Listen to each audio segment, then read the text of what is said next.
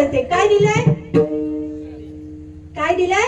वक्रतुंड महाकाय सूर्यकोटी समप्रभ निर्विघ्नं कुरु मे देव सर्व कार्येषु सर्वदा. त्या देव बाप्पाने बुद्धी दिलंय की ज्याने तुम्हाला हित कळतं आणि ज्याला हित कळतं त्यालाच मनुष्य जन्माची प्राप्ती होते. विठ्ठल विठ्ठल.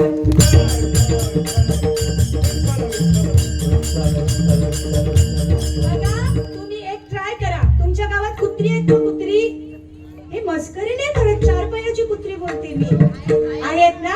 मग त्या कुत्र्याला उद्या सकाळी उठ, 9-10 गरम गरम पुऱ्या कर, श्रीखंड बनव, बासुंदी कर, व्हेज पुलाव, मस्त गरम गरम बटाटा भजी, कांदा भजी, मिरची भजी, अजून कशाची असते रे? पालक भजी, मशरूम भजी, सगळं काही ताट वाढ. तो मजबूत खाईल. पण पुढच्या गल्लीत जर तिथं आज वार कुठलाय? उद्या वार कुठलाय? दुधाचा वार. एखादी नदी दिसली की तो काय करेल? हे सगळं पंचपक्वान्न विसरेल आणि ती नदी चुकत बसेल. मनुष्याचा तसा आहे. तूच आहे तुझा पाशी पण आयुष्यभर जागा चुकलासी. विठ्ठल विठ्ठल.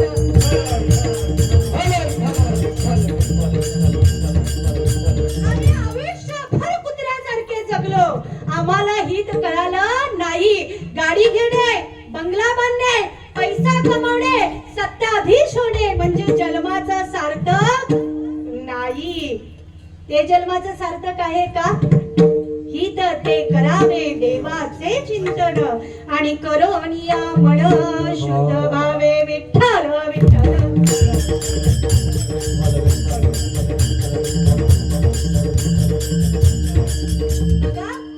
एक आई होती. आई, गणपतीचे दिवस होते आणि गणपतीच्या दिवसात प्रामुख्याने 2 प्रकारच्या खीर बनवतात. एक गव्हाची आणि एक तांदळाची. त्याच्यामध्ये लाल तांदळाची प्रामुख्याने बनवतात. बरोबर. त्या आईने तांदूळ धुतले, सुकवले आणि जात्यावर थोडेसे भरडायला तांदूळ घेतले. थोडेसे तांदूळ भरडायला घेतल्यावर त्यातले काही तांदूळ होते हुशार तांदूळ. त्यांना काय म्हणतात? हुशार तांदूळ. त्यांनी पटकन त्या जात्यातून उडी मारली आणि बाजूला झाले. आम्हाला काही लेना देना नाही. जात्यात होते तेवढे तांदूळ भरडले गेले. त्या तांदळाची रेशमा खीर बनवली साजूक तुपामध्ये. चांदीच्या पात्रात त्या भरडलेल्या तांदळाची खीर ओतली आणि गणपती जवळ नेऊन ठेवली.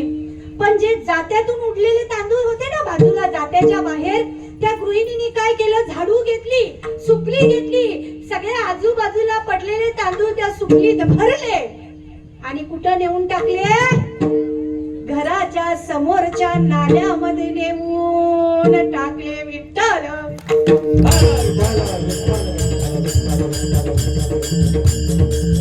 लखनला गेला तो भगवंताला प्राप्त झाला आणि जे तंगडी जगण्यासाठी उड्या मारून गेले ते नाल्यामध्ये गेले.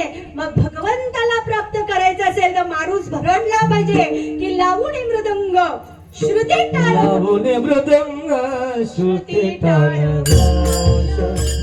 लावून मृदंग श्रुती टाळ.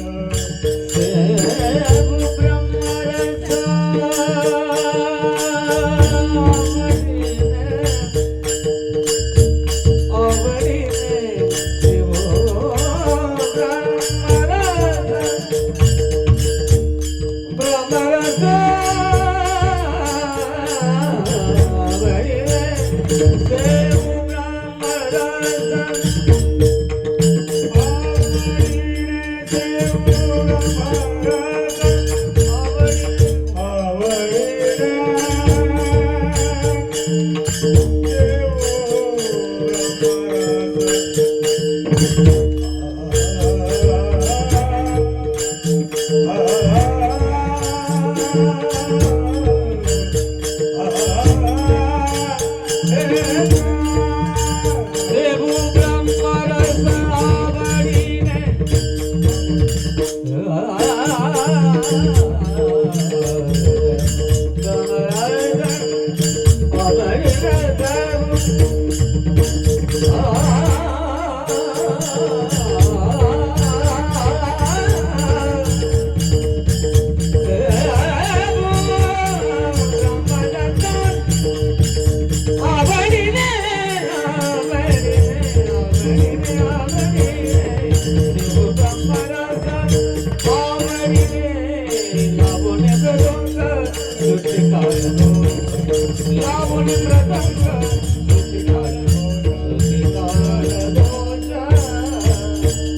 लावणी मृदंग श्रुती टाळ घोष आणि सेवू ब्रह्मरस आवडीनं जो भजनामध्ये तल्लीन झाला त्याला भगवंताची प्राप्ती झाली.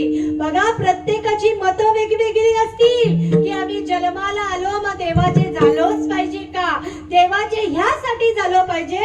बघा, ज्याही एखाद्या गावातला एखादा माणूस मरतो, जशा आई गेल्या, बरोबर ना, सुमती आई आपल्याला सोडून गेल्या, मग तुम्ही आयुष्यभर जरी देवाचं चिंतन केलं नाही तरी पण मेल्यानंतर आपण काय म्हणतो, जा जा जा त्या रमेश बुवाला फोन करा, त्या मंदिरातल्या लोकांना फोन करा आणि भजनी बुवांना बोलवा, असं म्हणतात का तुमच्याकडे?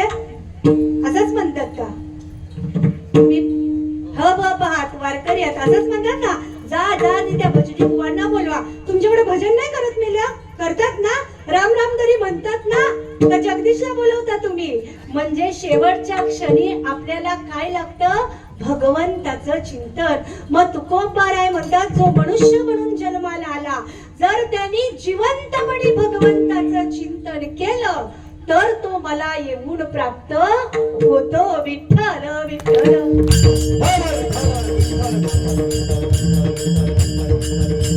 कारण तुम्ही आयुष्यभर संसारासाठी कितीही केलं तरी संसार ही गोष्ट कशी आहे, ही अपूर्ण आहे, ती कधी पूर्ण होत नाही.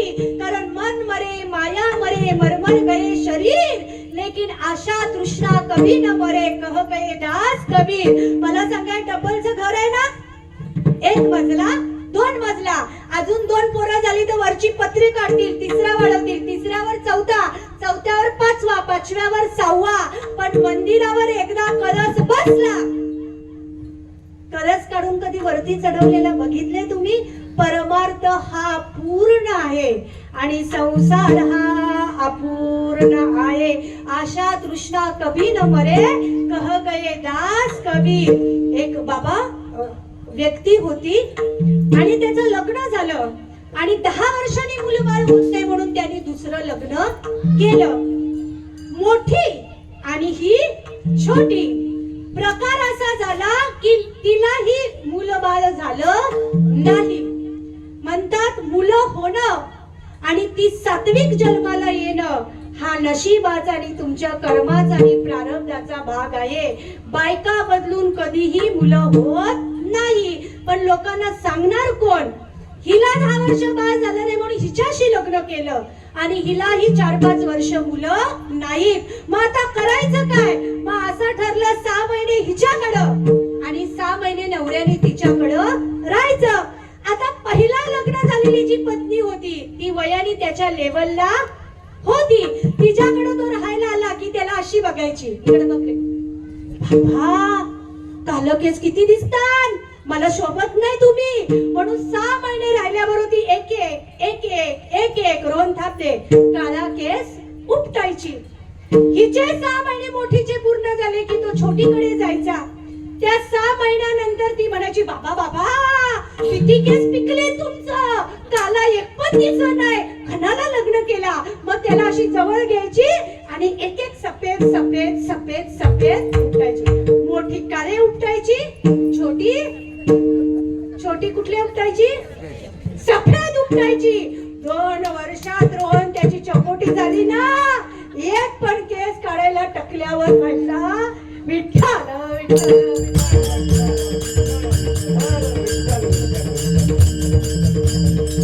आमची अवस्था कशी झाली, एक बायको आशानी एक बायको तृष्णा. घर बांधलं, गाडी घेतली, संत आली, दागदागिने घेतले, लग्न झाली, मुलं झाली, पण आम्ही कधी संपत नाही. मग त्या टकल्यासारखी आमची अवस्था होते. म्हणून म्हणतात, अहम वाग्या सोम वाग्या प्रेम नगरा वारी आणि सावध होऊन भजनी लागा, देव करा कैवारी. मल्हारीची वारी माझ्या मल्हारीची वारी मल्हारीची वारी माझ्या मल्हारीची वारी हमवागा सुमवागा प्रेमनगरावारी हमवागा सुमवागा प्रेमनगरावारी सावध मोहनी पंची लागा देवकराच्या देवारी हे मल्हारीची वारी माझ्या मल्हारीची वारी मल्हारीची वारी माझ्या मल्हारीची वारी हे इच्छामृत पाहून पडाल नरकात वारी पडाल नरकात वारी बोध बुद्धी ज्ञान ड्युटी उजला मातवारी मल्हारीची वारी माझ्या मल्हारीची वारी मल्हारीची वारी माझ्या मल्हारीची वारी मल्हारीची वारी माझ्या मल्हारीची वारी मल्हारीची वारी माझ्या मल्हारीची वारी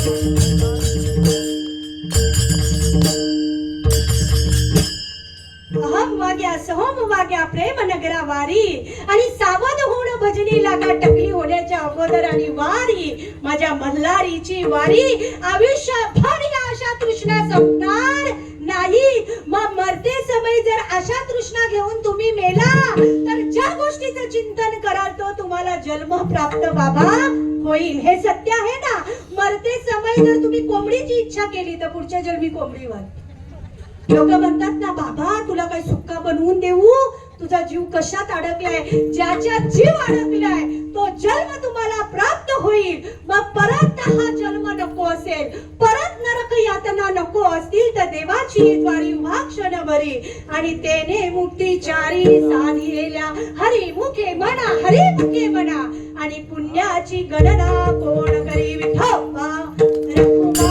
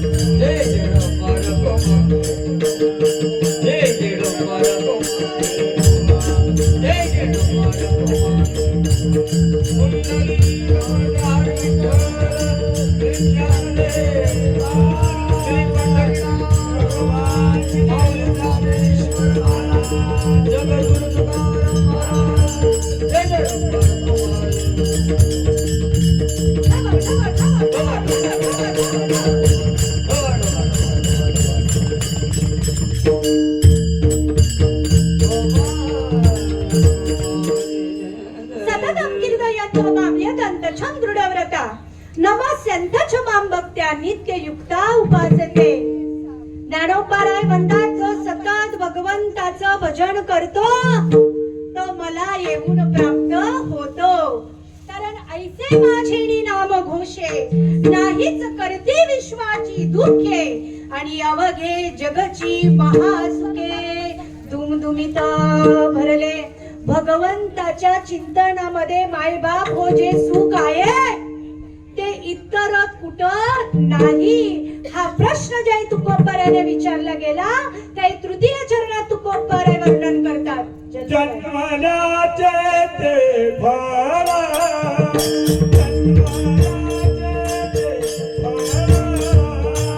जन्मल्याचे ते फळ, जन्मल्याचे ते फळ, जन्मल्याचे ते फळ,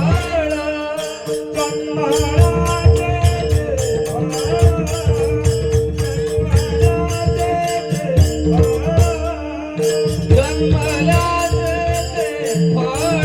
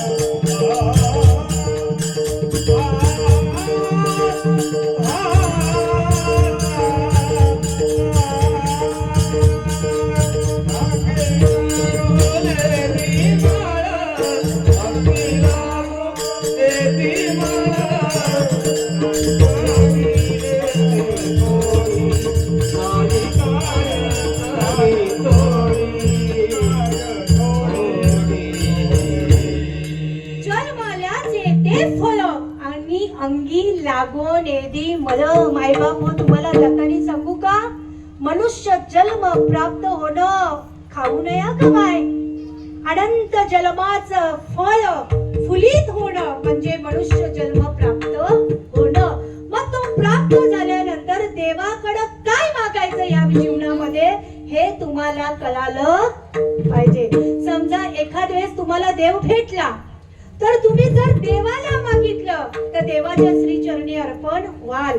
पण तुम्ही गाडी, बंगला, बायका, पोरं, सत्ता हे जर मागितलं तर देवत्वाला तुम्ही कधी प्राप्त होणार नाही. तुम्हाला सांगू, श्रीराम प्रभू, भैया लक्ष्मण आणि माता सीता कोण कोण वनवासात गेलत? श्रीराम प्रभू, भैया लक्ष्मण आणि माता सीता नदीच्या किनारी आले आणि आता ह्या किनाऱ्यावरून त्या किनाऱ्यावर तिघांना जायचं आहे. त्या नदीच्या पात्रामध्ये एक केवट, एक कोळी होता. श्रीराम प्रभूंनी सांगितलं, अरे केवटा, लक्षपूर्वक ऐका का, अरे केवटा, आम्हाला ह्या तीरावरून त्या तीरावर जायचं आहे, आम्हाला तू सोड. जगाचा विधाता आहे श्रीराम प्रभू, मर्यादा पुरुषोत्तम आहे श्रीराम प्रभू.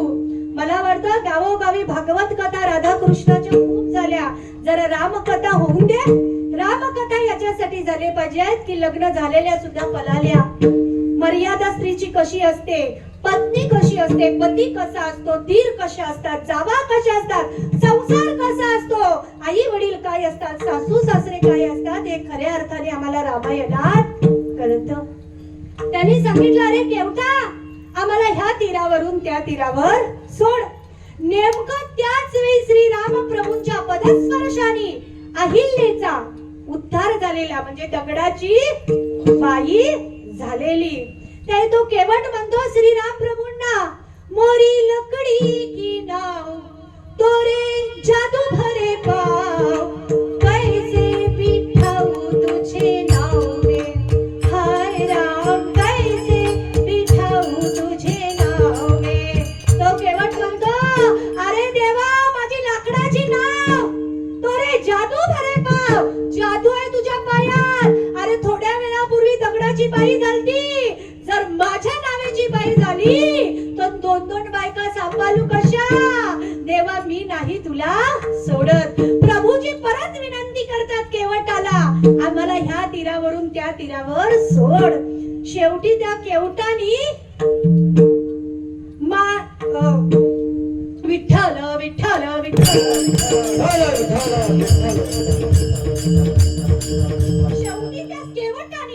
पाण्याच्या काथवटीत श्रीराम प्रभूंचे चरण धुतले आणि श्रीराम प्रभूंना असं अलगद उचललं आणि नावेमध्ये ठेवलं. श्रीराम प्रभू भैया लक्ष्मण सीता मैयाला त्या तीरावर सोडलं आणि श्रीराम प्रभूंनी विचारलं, काय द्यावे त्यासी मावे उतराई, काय देऊ मी तुला उतराई, सांग काय देऊ मी तुला.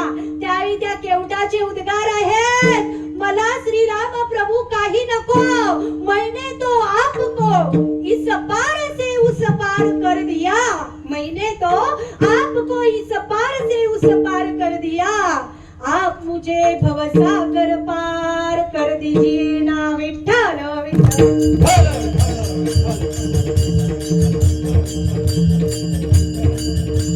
काय सांगितलं, या भवसागरातून मला तरुण घेऊन जा, भगवंताकडे हे मागा. काय मागा? पायोजी मैने राम रतन धन पायो, पायोजी मैने राम रतन धन पायो, पायोजी मैने राम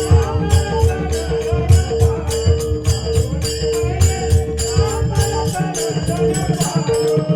वस्तु अमोलिक जीवन सद्गुरु, वस्तु अमोलिक जीवन सद्गुरु, कृपा करा अपनायो, पायोजी मैने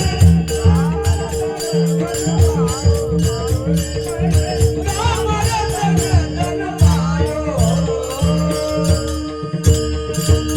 पायोजी मैने राम रतन धन पायो. पण ते राम धन कुणाला मिळतं? ज्याच्या घरामध्ये आई वडिलांची सेवा होते. मातृदेवो भव, पितृदेवो भव आणि मग आचार्य देवो. गळ्यात पवित्र तुळशीची माळ आहे, कपाळाला गोपीचंदनाचा टिरा आहे, पण 2 दिवसापासून आई घरात उपवाशी आहे. ती माळ सुद्धा तुम्हाला आशीर्वाद देत नाही, कारण शास्त्र म्हणतं माय बाप केवळ काशी आणि तेने न जावे तीर्थासी.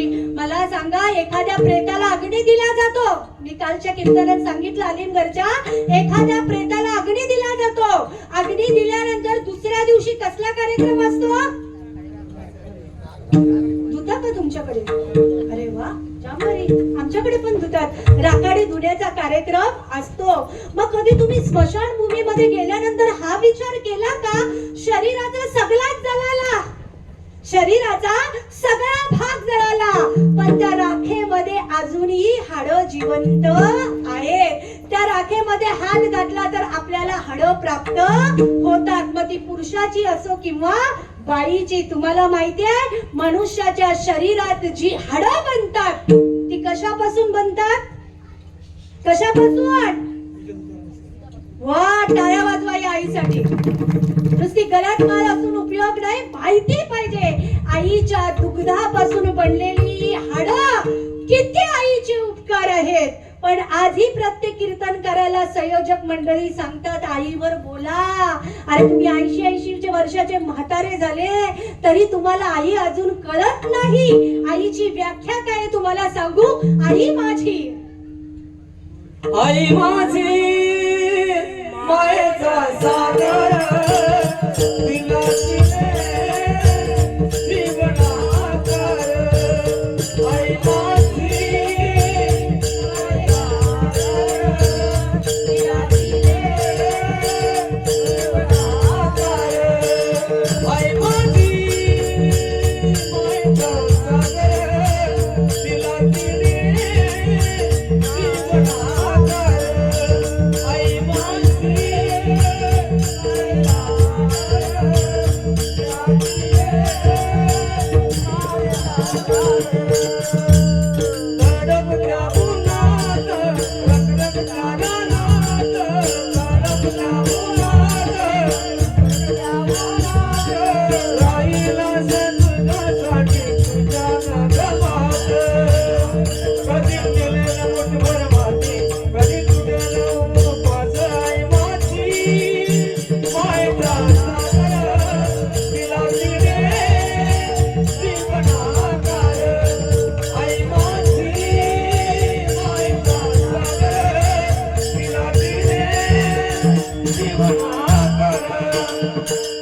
नागीची जागा नेतो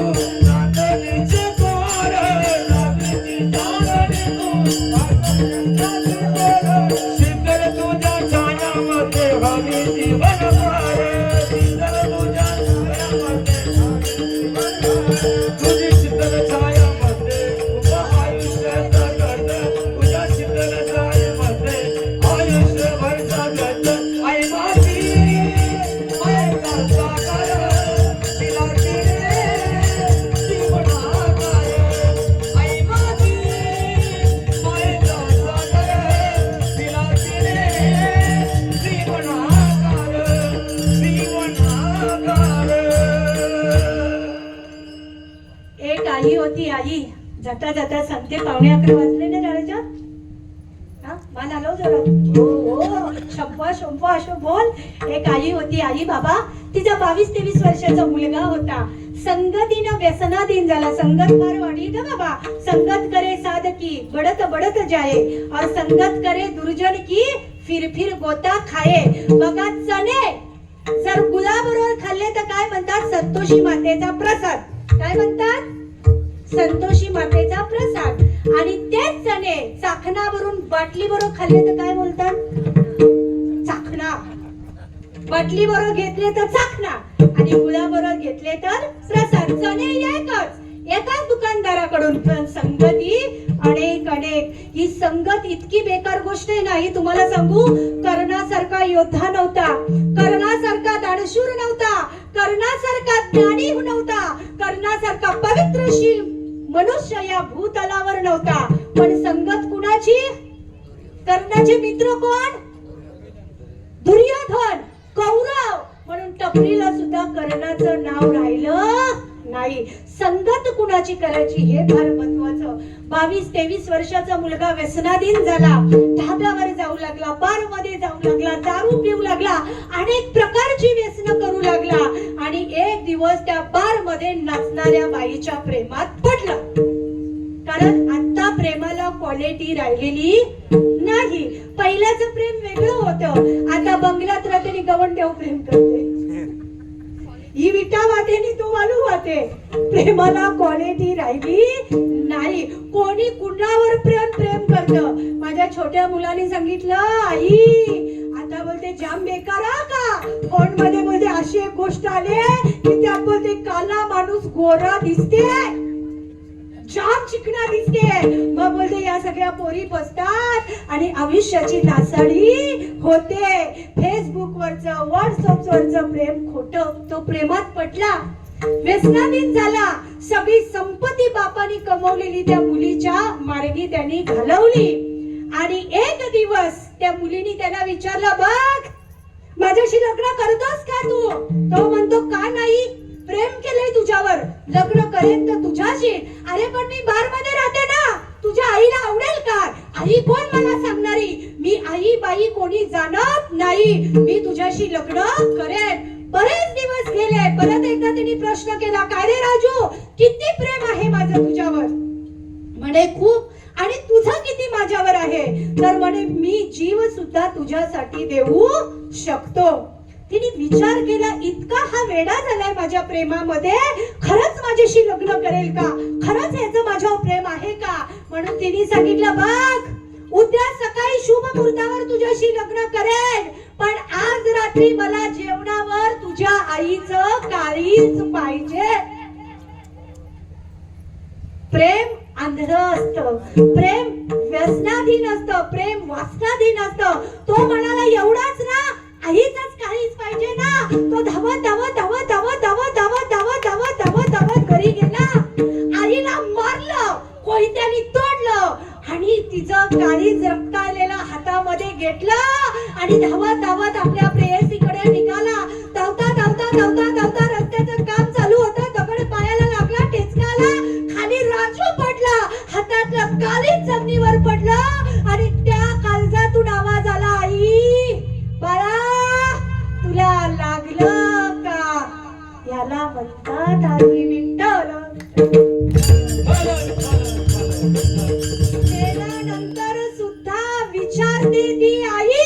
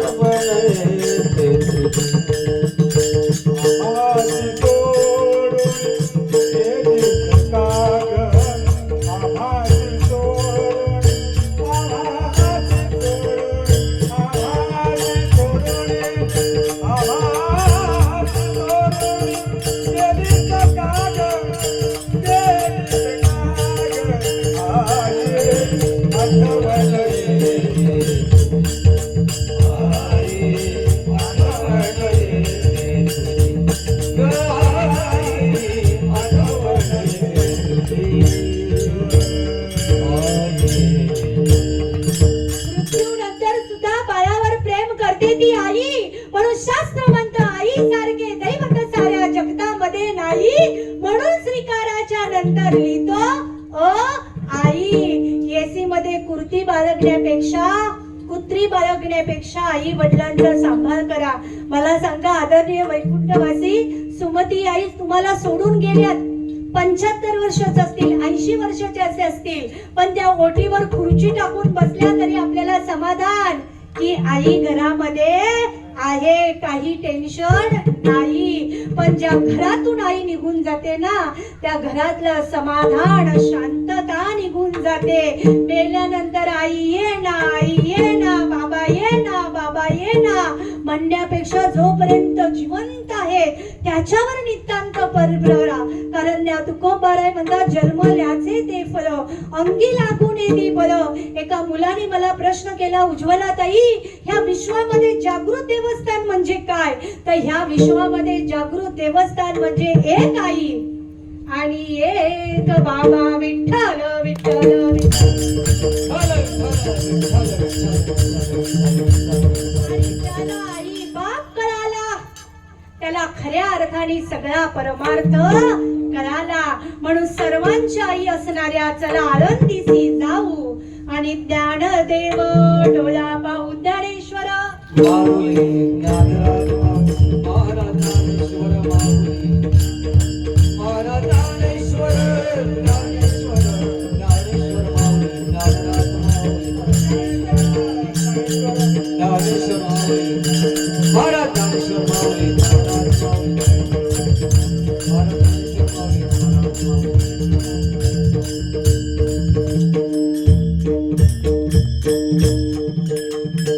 अकराला 5 मिनिटं कमी आहेत का? वेळेवर होते ना कार्यक्रम. आरोहन. येथे उपस्थित असलेले सज्जन मायबाप हो, मी सदैव म्हणते, मी गेल्या वेळी कोणमध्ये सेवा केल्यानंतर सांगितलेलं की पवित्र ते कुळ पावन तो देश की जेथे हरीचे दास जन्म घेती. समाजामधली संस्कृती संस्कार संपुष्टात आले. लोक आता 10वा पण वेळेवर करत नाहीत, 13वा पण वेळेवर करत नाही. पण शास्त्र म्हणतं दशक्रिया विधी तुम्ही 7व्या 9व्या दिवशी करू शकता, पण 13वं हे 13व्या दिवशीच झालं पाहिजे. विश्वामध्ये भारतीय संस्कृतीमध्ये 16 संस्कार सांगितले गेले. किती? 16. 16 मधले फक्त 3 महत्वाचे पकडले गेले. पहिला संस्कार लहानपणी होतो तो बारशाला, बरोबर? नामकरण संस्कार, बाळाचं नाव ठेवलं जातं. ज्याचं नाव ठेवलं जातं त्याचं लग्न होतं. दुसरा 16 कुठला? कुठला? शुभ मंगल सावधान. आणि सगळ्यात अंतिम संस्कार म्हणजे कुठला? स्मशानातला अग्नी संस्कार. 13तले 3 पकडले तर किती झाले? 16. म्हणून 10वं कधी केलं तरी चालल, पण 13वं हे 13व्या दिवशी झालं पाहिजे. शास्त्र म्हणतं मनुष्य मेला, मग ती स्त्री असेल पुरुष असेल, 10 दिवस ती आपल्यामध्ये राहते. किती दिवस राहते? 10 दिवस. ती आई बघते या सुनाने किती पापड घाललं, तिने किती लोणचा खाल्ला, तिने किती भाकरी खाल्ल्या. आता फॅशन झाले, पहिला माणसं मेली की साधं जेवण असायचं, दुःखाचं जेवण असायचं. आता मोठी सून म्हणते किती वांगा बटाटा खायचा, चिली बनवू चल उद्या. मग तिसरी म्हणते नको नको मंचुरियन बनवू चल उद्या. लोकांना दुःखच राहिलं नाही. पहिला लोकांना दुःख दिसायचं. आता सुना सगळ्या लूज मधल्या जैन मधल्या आणलेल्या साड्या काढतात. म्हणजे 12 दिवस घालू, कधी वापरायला भेटतील कुणास ठाऊ. कारण तुम्हाला सांगू, नाही कुणाचे कुणी, तुझे नव्हे रे कोणी, अंती जाशील एकल्या प्राण्या माझे माझे म्हणून. बहीण कुणाची, भाऊ कुणाचा, कुणी कुणाचे, सगळे सोय रे. मेल्या पाठी तुटतील सारे धागे दोरे, प्राण्या मायेचा बाजार. मी सांगू, खारबावच्या तिकडे माझं काल्याचं कीर्तन होतं आणि खारबावलाच वाटतं माहीत झालं. आणि आमच्या ओळखीची पण बरीच गेलती. माझी कीर्तनाला गाडी निघाली आणि नेमकी ती मैतावरून येत होती. प्रत्येकाच्या गाडीमध्ये आणि प्रत्येकाच्या मोटरसायकलला बाबू काळी पिशवी. एकाला थांबवलं मी सांगितलं काय नाही मैताव जेलता ना, नाही बोलते मैताव जेलतो पण भावरा जाम भारी भेटते म्हणून घेऊन आले. किसी को कुछ लेना देना नहीं, क्या लेकर आया था बंदे क्या लेकर जाएगा 2 दिन की जिंदगी 2 दिन का मेला. अरे येतानी काही घेऊन आला नाहीस आणि जातानी काही घेऊन जाणार नाहीस. जेवढं जीवन तुला मिळाले त्याच्यामध्ये आपुली आहिता जो असे जागत आणि धन्य माता पिता तयाचे. कुणाचं चांगलं नाही करता आलं तरी चालेल पण वाईट करायचं नाही. एखादीला तुम्ही म्हटलं ही चांगली नाही नाही म्हणायचं. तुम्हाला आवडत नाही ना विषय संपवायचं. पण कुणाही जीवाचा न घडो मत्सर, कुणाही जीवाचा मत्सर करायचा नाही. कारण ज्या शरीरावर तुम्हाला अभिमान आहे ना त्याच्यामध्ये राहणारा एकदा उडून गेला ना. हे म्हणजे आखरी रे खबर तेरा ठिकाना है. ये रिश्ते जोड़ने रे और दुनिया छोड़ जाना है. खयात मौत कैसी जिंदगी उसकी अमानत है. ये दौलत आज है तेरी कल गैरों का धन होगा. जब उड़ जाएगा पंछी रूह का मजान तन होगा. कोई आगे कोई पीछे सबको जाना है वहाँ. तू लाख इबादत कर ले तू लाख करे रखवाली. तू लाख इबादत कर ले तू लाख करे रखवाली. तू जाएगा एक दिन पंछी रहेगा पिंजरा. तू जाएगा एक दिन पंछी रहेगा पिंजरा. पिंजरा खाली पिंजरा खाली पिंजरा खाली पिंजरा खाली पिंजरा खाली पिंजरा खाली पिंजरा खाली पिंजरा खाली. बाबांसाठी एकदा जोरदार टाळ्या वाजवा.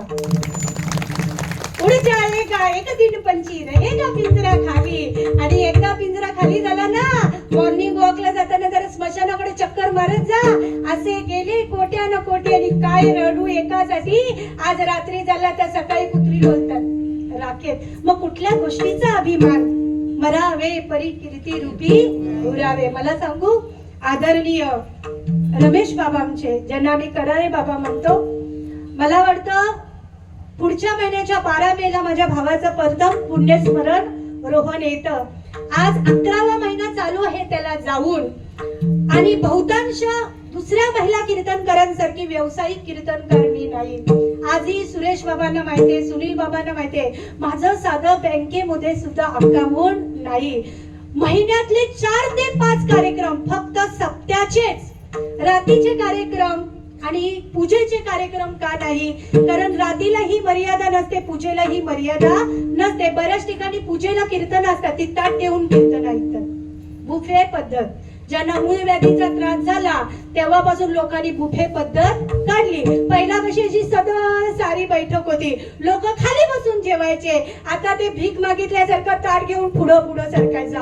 यो भात वाढते यो डाळ वाढते यो भाजी वाढते. बरोबर. म्हणजे कीर्तनाला मर्यादा नाही. माझ्या भावाने कुष्ठ रोगांसाठी अनाथ आश्रमासाठी प्रचंड काम केलं. अवघ्या 24-25व्या वर्षी त्याला अटॅक केला. 3 वर्षाचं त्याचं बाळ. आणि ज्या दिवशी तो मेला त्या दिवशी मी आयसीयू मध्ये त्याच्यापर्यंत पोहोचू शकलो नाही. म्हणजे डिलिव्हरी झाल्यानंतर सलग 3 वर्ष कार्यक्रम मी बंद केले. कारण आधी संसार नेटक आणि मग परमार्थ. सुभाट आजीचा संसार उत्तम नाही तिचा परमार्थ कधीही उत्तम होत नाही. आदरणीय कराळे बाबांनी ज्याही मला ही तारीख दिली प्रथम मी नाहीच सांगितलेला बाबा नको मला सप्त्याच्याच तारखा बस. कारण रात्रीच्या कार्यक्रमाला जर कोणी चप्पल घालून कीर्तन ऐकला तर माझा 180 वर बीपी जातो. आणि माझा बीपी वाढला तर मग मी काय करेन याचा भरोसा नाही. पण अहो भाग्य मला वाटतं कोण मधलं हे 6वं का 7वं कीर्तन आहे. आणि ज्यांच्या कृपे मला प्राप्त झालं ते आमचे कराळे बाबा. आज तुमच्यातून वैकुंठवासी स्वर्गवासी सुमती बाळाराम मुकादम ह्या निघून गेलेल्या आहेत. आणि अहो भाग्य मला वाटतं आता लोक 60 वर्ष ही बाई जगत नाही. कारण कुछ भी खावं कुछ भी पिवं. पहिला लोक बघ घरातलं खायचं आणि बाहेर जायचे. आता बाहेरचं खातात आणि घरामध्ये येतात. त्यांच्यानंतर त्यांचा मुलगा दीपक बाळाराम मुकादम मुलगा दिनेश बाळाराम मुकादम, मुलगी सुवर्णा भोईर, सुनबाई रेखा दीपक मुकादम, माननीय सरपंच कोण, सदस्य ग्रामपंचायत कोण, सुनबाई सौभाग्यवती चित्रा दिनेश मुकादम, नात मानसी दिनेश मुकादम, क्लासिकल भजन गायिका आहे, नातू नातवंड मोठा परिवार, आईचा स्वभाव शांत होता, मन मिळावू होता, शेवटच्या क्षणापर्यंत ह्या कुटुंबावर आईने प्रेम केलं आणि ह्या कुटुंबाला सांभाळून ठेवलं आणि आज आपल्यातून त्या निघून गेलेल्या आहेत आणि त्यांच्या प्रित्यर्थ आज मला ही कीर्तन सेवा रात्री निमित्त लाभलेली. या कीर्तनाला बरीच वरिष्ठ मंडळी, उत्तम मृदुंगाचार्य कुणाल आहे, उत्कृष्ट गायनाचार्य सुनील महाराज प्रेमनाथ बुवा आहेत, सदैव माझ्या पाठीशी उभी असणारी, कुठलीही अपेक्षा न करता आलेली ही सर्व कारिवलीची मुलं आहेत. मला वाटतं गोव्याच्या अखंड हरिनाम सप्त्याच्या कीर्तनापासून बरेच माझी कीर्तन ह्या बाबांनी शूट केलेत पण मला कधीच पाठवली नाही.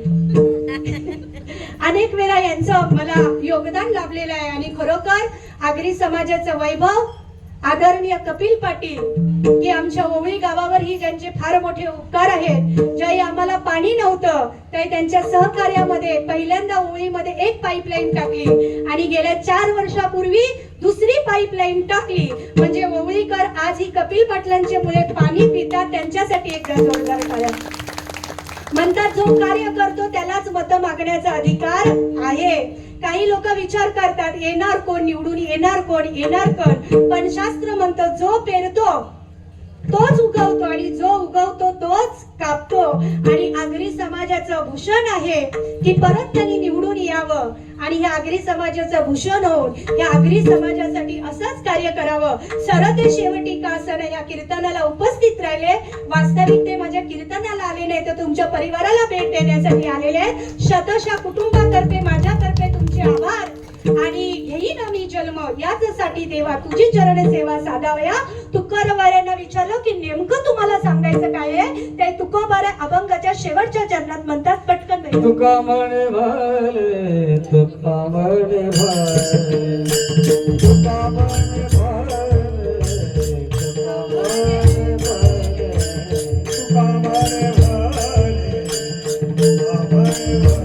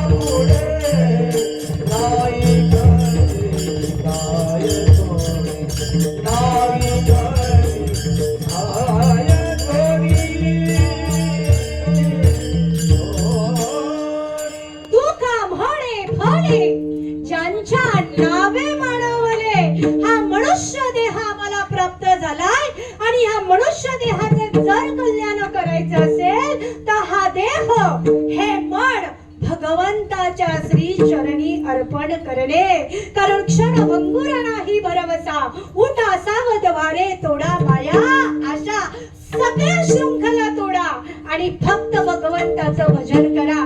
माझ्या आई साहेबांनी, मी वयाच्या 7व्या वर्षापासून कीर्तनकार आहे, काही मला एक कान मंत्र दिलेला, जर पाय धरायचे असतील तर फक्त त्या विठोबाचे धर. एकदा का त्या विठोबाचे पाय धरले ना, तर मग जीवनामध्ये तुला इतरच कुणाचे पाय धरण्याची गरज लागणार नाही. प्रत्येकाचा संबंध स्वार्थापूर्ण आहे, पण देवाचं मनुष्याशी असणारं नातं हे निस्वार्थी आहे, जिथं कुठल्याही प्रकारचा स्वार्थ नाही. एखादा मनुष्य एक अगरबत्ती प्रज्वलित करतो. वास्तविक पाहता हिंदू धर्मात अगरबत्ती लावणंच नाही बाबा, बादची काडी असते ती, बादची काडी भगवंताला अर्पित करत नाही, धूप अर्पण करतात. पण एखादा व्यक्ती सकाळी अंघोळ करतो, एक अगरबत्ती पेटवतो, मग तो काय करतो, देवाजवळ जातो, जय सद्गुरु जय सद्गुरु, त्याला ओवाळतो, बाबाच्या फोटोला ओवाळतो, तुळशीला ओवाळतो, गल्ल्याला ओवाळतो, गाडीला ओवाळतो, खाली वाकून उंबरठ्याला ओवाळतो, की एक अगरबत्ती घरात लावताना म्हणतो देवा सगळ्यांना.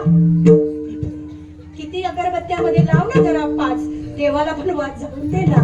एक अगरबत्ती लावताना म्हणतो देवा मला, पण देव म्हणतो म्हणणी नाही भाव, आणि देवा मला पाव. देव अशाला पावायचा नाही र, देव बाजारचा भाजीपाला नाही र, फक्त तू म्हणे हे मीची करी, माझे भजनी प्रेम धरी, आणि सर्वत्र नमस्कारी मज एका ते, फक्त माझ्यावर प्रेम कर, मला इतर दुसरं काही नको.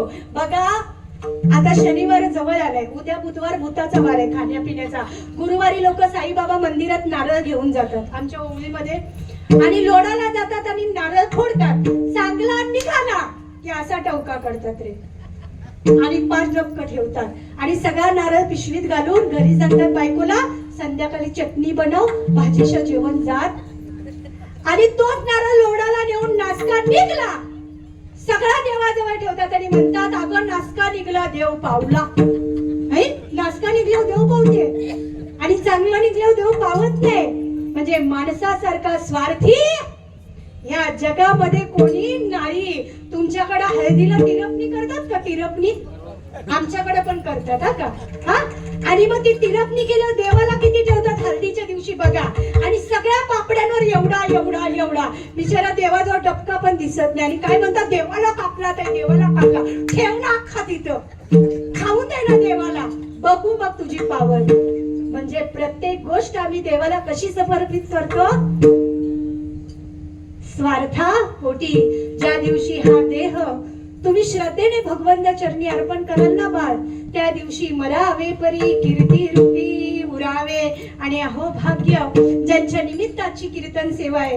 आदरणीय राज्यमंत्री कपिल पाटील साहेब 2 मिनिटं का असेना ह्या ठिकाणी उपस्थित राहिले, तुमच्या दुःखात सहभागी झाले, आणि एवढा मोठा जनसमुदाय आमच्या विनेकरी ताई. तसं पाहायला गेलं तर विनेकरी ताईला बिचारीला तार पण कुठली वाजवायची माहिती नसते, पण हाडं का जळत नाही हे ज्या व्यक्तीला माहिती आहे, समजायचं हिचा परमार्थ सुफल झाला गे माये, की आज ही संसार सुफल झाला गे माये. आणि देखी येले पाय विठोबाचे, मग तो मज व्हावा तोच मज व्हावा, वेळो वेळा व्हावा पांडुरंग. उत्तम स्पीकर व्यवस्था, मला वाटतं हे दुसरं कीर्तन असेल त्याच्या बरोबर माझं, मी त्याच्या बरोबर आहे, तो माझ्या बरोबर नाही. खूप उत्कृष्ट साऊंड व्यवस्था दिली.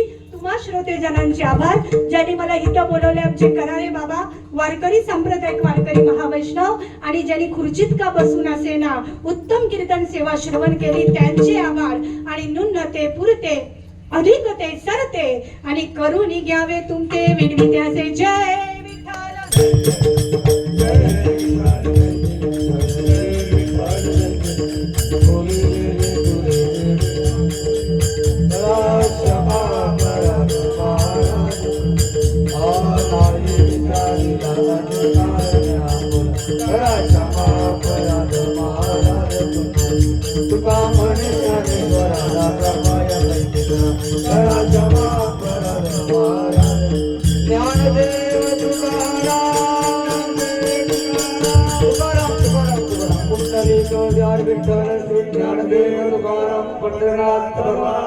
जय श्रीराम. जय श्रीराम.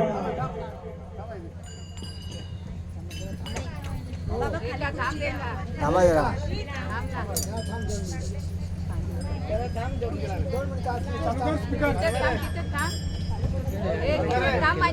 खुर्ची पाहिजे त्याला, खुर्ची द्या.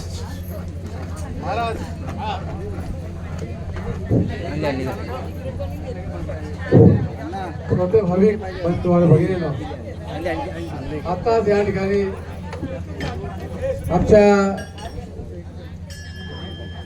सुमती आई बाळाराम मुकादम यांच्या उद्याच्या 13व्याच्या निमित्ताने आज रात्रीचं कीर्तन या ठिकाणी हरिभक्तीपरायण सौ उज्ज्वलाताई संजय पाटील ववळीगाव यांच्या या ठिकाणी आईची माहिती या विषयावर चांगलं कीर्तन झालंय. मी त्यांचं मुकादम कुटुंबाच्या वतीने धन्यवाद व्यक्त करतो आणि आम्ही त्यांना प्रेमाची भेट देत आहोत, त्याचा त्यांनी स्वीकार करायचा आहे. चांगल्या प्रकारे त्यांनी या ठिकाणी कीर्तन सेवा दिली आहे. त्याचबरोबर आमचे मृदुंगवादक, गायनाचार्य, साथकरी मंडळी या सर्वांचे या ठिकाणी मुकादम कुटुंबाच्या वतीने धन्यवाद व्यक्त करतो.